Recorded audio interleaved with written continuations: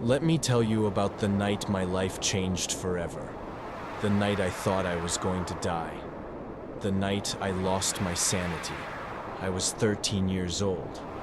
It was a warm spring night, and my parents had left for the weekend, leaving me alone in the house. I wasn't too worried. After all, I had invited my two best friends, David and Arnold, over to keep me company. We were in my bedroom, music playing in the background, when Arnold reached out and lowered the volume. "Hey, why don't we tell some scary stories?" he suggested, grinning. "I'm in the mood for a scare." "Sounds like a good idea," David agreed. "Who's going first?" I hesitated.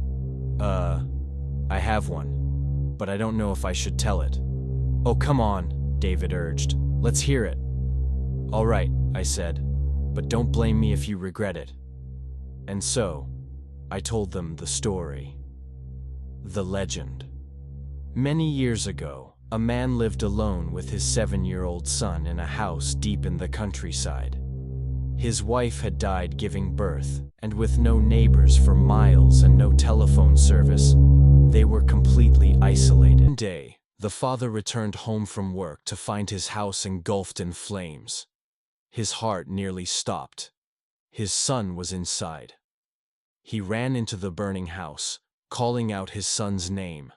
A small voice answered, crying for help. The boy was trapped in his bedroom. The father reached the door and tried to open it, but it wouldn't budge.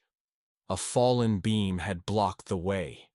He pounded on the door, throwing his entire weight against it, but it wouldn't move.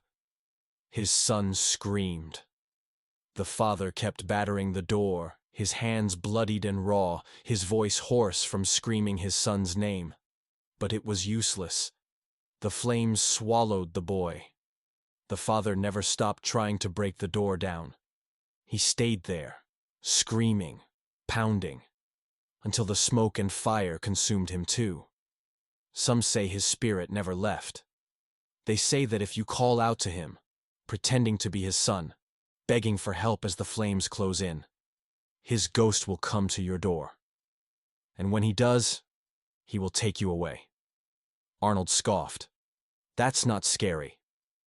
"Yeah," David agreed. "More sad than scary." I hesitated, but then, foolishly, I decided to tell them the last part of the legend, the part I had planned to leave out. "If you call out to him, if you say the right words, he'll come," I said, my voice barely above a whisper.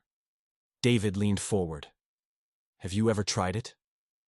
"No," I admitted. "And I never will." Arnold's eyes gleamed with excitement. "Let's do it right now." I stiffened. "No way." "Come on," David grinned. "What's the worst that could happen?" Before I could stop them, Arnold took a deep breath and, in a trembling voice, mimicked the terrified cries of the little boy. "Daddy! Daddy! Help me! The flames are all around me! I'm scared!" Then he laughed. I didn't. Arnold smirked. "Daddy, please help me! I'm burning! I'm—" A loud knock echoed through the room. We froze. Silence. Then, boom! Boom! Boom! We nearly jumped out of our skins. Boom! Boom! Boom! The door trembled under the force of the blows.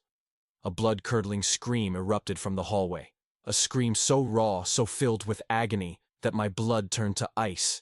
It wasn't human. The air grew thick, suffocating. Then I smelled it. Burning flesh. Arnold had gone pale. "If this is a joke, it's not funny," he whispered. David pressed himself against the wall, shaking. "Make it stop," he whimpered. "Please make it stop." The banging grew more violent. The scream grew louder. The air turned unbreathable, thick with the stench of charred meat. Then David snapped. "I can't take it!" he shrieked. He ran to the window, flung it open, and before I could stop him, he jumped. A sickening thud followed. Then a new scream, one of pure human agony. "I fell my back! Ah!" The pounding on the door intensified.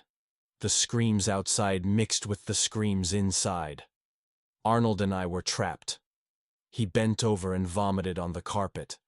The smell of burning flesh, vomit, and fear blended into something unbearable. I grabbed my head, pressing my hands over my ears, trying to block out the nightmare. And then, silence. No more banging, no more screaming, no more burning stench. Only David's weak cries from outside. Arnold turned to me, voice shaking. "What do we do now?" I swallowed hard. "We need to call an ambulance." "Where's your phone?" "Downstairs." Arnold took a deep breath. "I'll go check if it's safe." Slowly he approached the door. He placed his hand on the knob, turned it, and peeked into the hallway. It was empty. He exhaled in relief and turned to me with a smirk. "The door was open the whole time. That stupid ghost." A blackened, charred hand shot out from the hallway and wrapped around Arnold's throat. He froze. His eyes widened in terror. I smelled the burning flesh, and then, before I could react, Arnold was yanked through the doorway. The door slammed shut with a deafening boom. I lunged for it, screaming his name, pounding on the wood. But there was nothing, no sound, no trace. Arnold was gone. No one ever saw him again. David spent a month in the hospital, his back shattered from the fall. We never spoke of that night. My parents took me to a psychiatrist, but I never told anyone the truth. Who would believe me? Even now, years later, I still hesitate before opening a door, because I know what might be waiting on the other side.